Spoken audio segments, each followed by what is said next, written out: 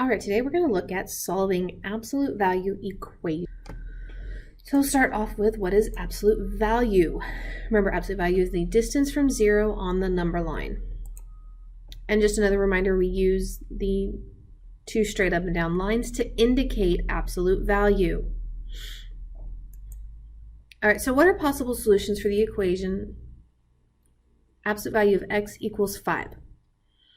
So if we're looking at distance from 0, okay, so I've got 0 here. How many do I have to go to get to 5? Well, 1, 2, 3, 4, 5. So x can equal 5, but also remember I can go the opposite direction as well. So x can equal both 5 and x can equal -5. So on absolute value, majority of the time, you are going to have two possible solutions. So here are the steps. First thing we're going to do is rewrite the two equations without the absolute value bars.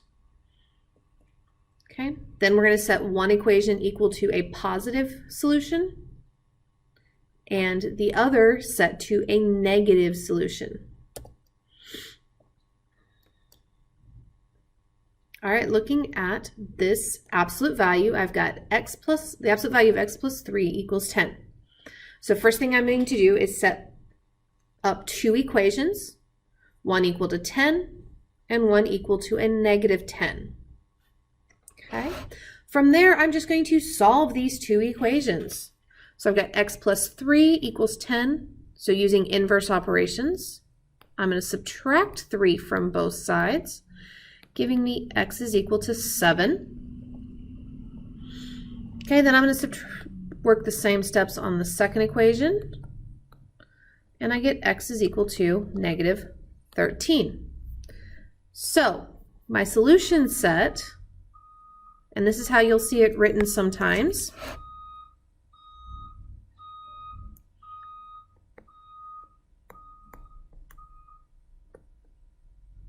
So either x equals 7 or x equals 7 and x equals a -13 are both possible solutions.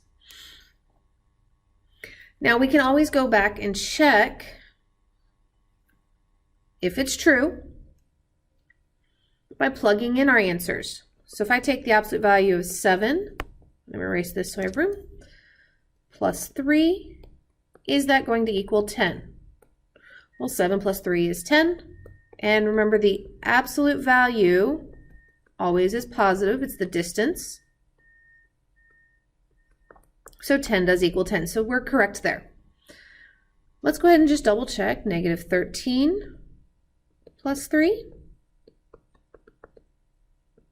is equal to 10. -13 plus 3 gives me a -10. But the absolute value of a -10 is also 10. So both of my solutions work.